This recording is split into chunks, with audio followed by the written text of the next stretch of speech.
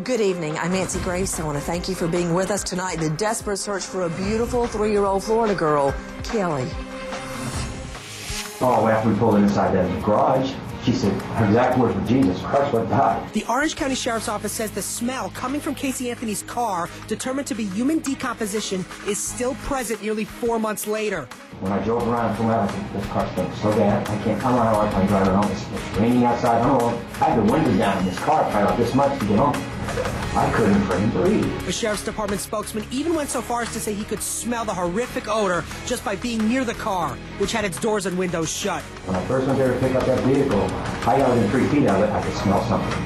If Kaylee died Monday, June 16th, investigators may want to focus more on Wednesday, June 18th to Thursday, June 19th. And we found 2 dead zones of interest on those days. First, Wednesday, June 18th, the phone goes silent at 6:57 p.m. and does not ping another cell tower until 8:32 a.m., Thursday the 19th. Later that Thursday, June 19th, another unusual gap. Casey's phone moves from around Tony's apartment at 4:54 that afternoon, then starts toward the south and east. There's no indication where Casey may have been. And if this is the time Casey may have disposed of the body in her car trunk, there's no indication where Kaylee may be either. Straight out to Mark Williams with WNDB News Talk 1150. Mark, welcome back. What can you tell me? What's the latest on the search today, the dive search? Well, first off, we can talk about the Anthony car. It still has that smell of death. Dr. Henry Lee and attorney Jose Baez stopped by the car today. They took a look at the car. They took photographs, things of that nature. They were not able to take anything away from the car. And as opposed to the search now we have in the Little Econ River, a half-dozen divers went into the Little Econ River earlier today. They came up empty-handed. Yesterday, if you recall, Nancy, they came up with a bag of goodies, basically a Gumby doll and some bones, but they were not related to the Kaylee Anthony case. Now, this bombshell we just learned. Leonard Padilla, who has been conducting that search, the California bounty hunter, has been told by Blanchard Park officials, out you go. You're not going to be diving this weekend whatsoever. Why?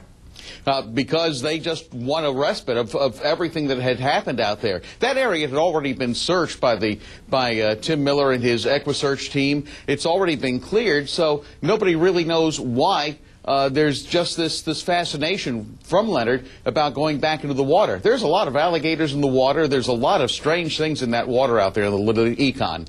Well, it just seems to me, I know that Tim Miller had used the side scan sonar. I don't know what it would hurt to also search with divers.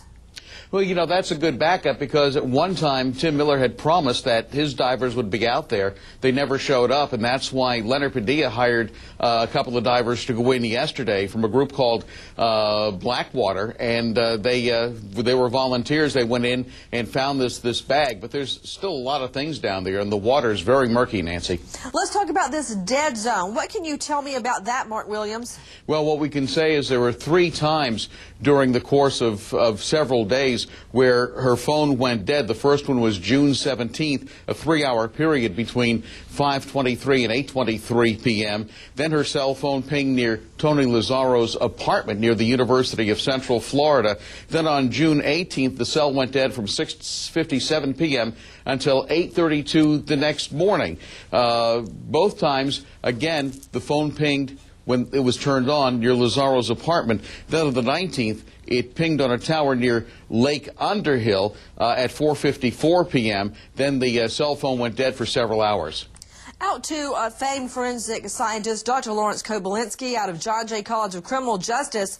The detectives say now 4 months after the fact, they still smell the smell of human decomposition. You are a paid consultant to the Anthony defense team. Take a listen to this, Kobe. When you guys picked up the car, what else was in the car that may not have been in the car when we inventoried it? Well, you guys are aware of the smell in the car. Well, I kind of tiptoe around that issue because I know it's a sensitive one. Well, I just got to tell you what my feelings are. I don't like what how it smells. I'm being straight with you guys. I'm sorry? I don't like the smell in the car. I'm being straight with you guys. We didn't like the smell either. Right. I'm being straight and honest.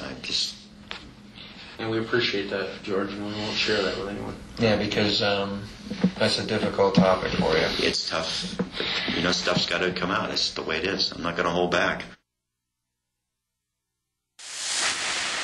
There was no odor in the car when it was towed down to the towing company. No odor.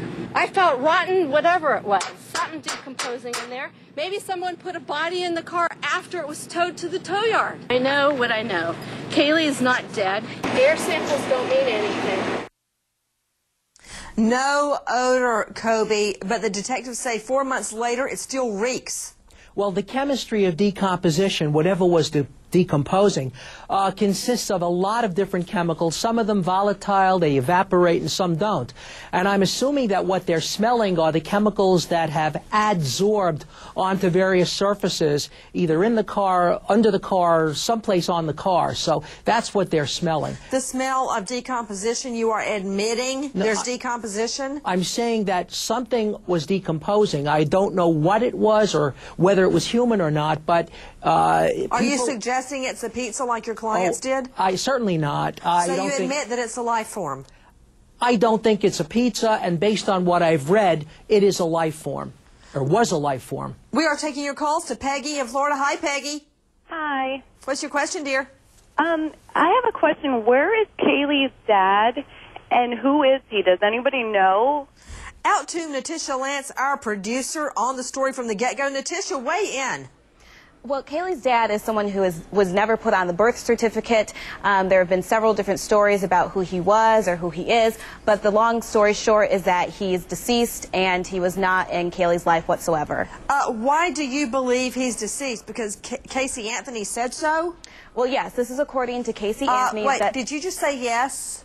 You believe something Casey Anthony said? I'm not saying that I believe it. I'm just saying according to Casey Anthony, she says that the father of Kaylee is deceased. And that seems to be a story that police have been comfortable with, and they've gone with that story as well. To Jessica D'Onofrio with WKMG, the search has ended. Will there be any more dives in Blanchard Park? The search has ended for today, that is. Well, as we're hearing, Nancy, Leonard Padilla is not allowed back in Blanchard Park. So for now, Blanchard Park is going to be quiet for some time.